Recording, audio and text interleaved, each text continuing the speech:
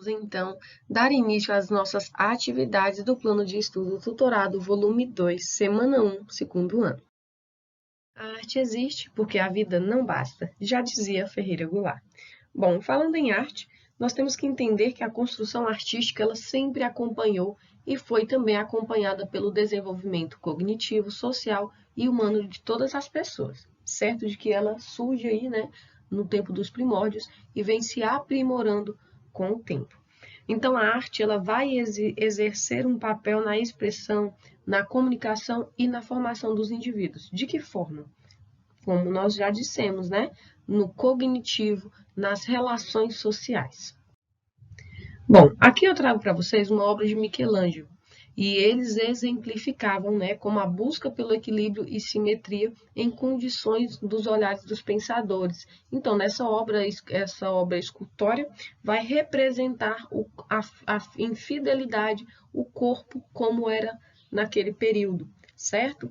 Então, os homens trabalhavam bastante, tinham seus corpos tonificados e a escultura era a principal responsável, a arte responsável por exprimir todas essas expressões humanas de forma muito real, Então, nós vamos ter aí pinturas, esculturas, desenhos do período renascentista que tem essa visão, que busca o conhecimento de uma maneira artística. Alguns dos estudiosos também buscavam descobrir a origem da vida, as forças que atuavam nos objetos, ou seja, as melhores formas de governar, as relações entre deuses e homens, curas para doenças e, entre outros conhecimentos que eram estudados de acordo com a evolução do homem.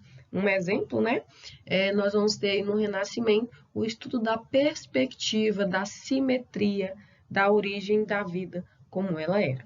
Então, a arte, por si só, ela é um objeto expressivo. Falando em arte, nós temos aí várias vertentes artísticas, Dentre a arte egípcia, dentre a arte europeia, africana e a arte indígena, e que aí vai originar em outros vários estilos de arte. Bom, falando na arte indígena, nós entendemos que ela se perdeu pela dominação do colonizador. Mas por quê?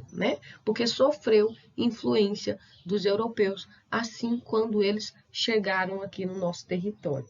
Como cultura, costumes, tradições oriundas de outro estado, de outro país, interferiu na nossa visão de mundo, de conceito do que eram as coisas, do que era a natureza, de como ela era explorada, certo?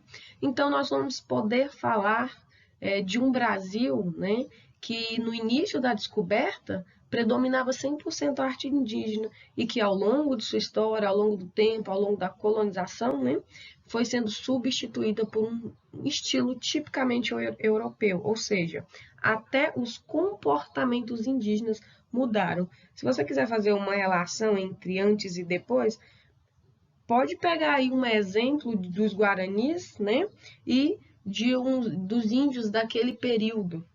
A visão deles era totalmente diferente. A valorização que eles davam à natureza, às florestas, eram totalmente outras. Hoje, nós temos aí a natureza em grande parte como uma mercadoria. E antes não, era o templo natural deles, certo? Ainda muitos indígenas têm essa visão da natureza como Deus supremo, mas com esse período, de reformulação de ideias, de conceitos, de globalização, nós estamos perdendo pouco a pouco a nossa essência natural.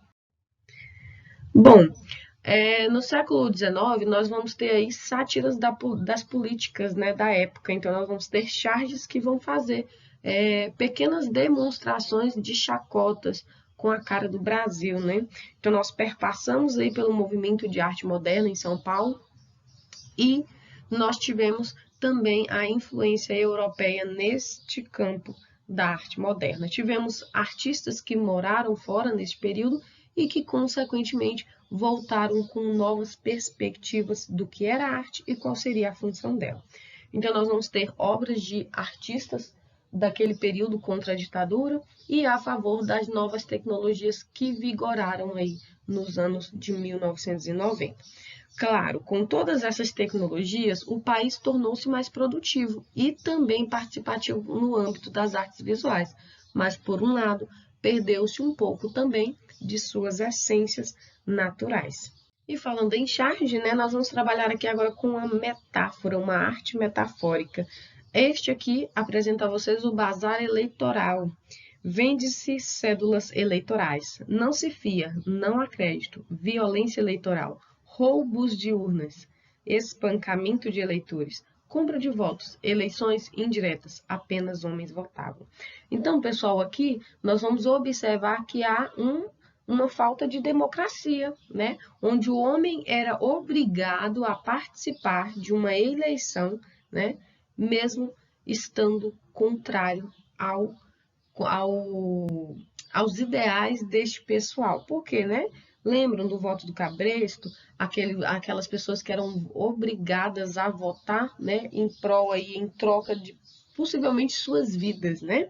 Então, nós tínhamos aí, dentro desse cenário, uma grande violência eleitoral. Hoje ainda acontece? Sim, de várias formas, mas não como a esta maneira, né? Às vezes até pior hoje em dia, mas não é algo que nós devemos discutir neste momento.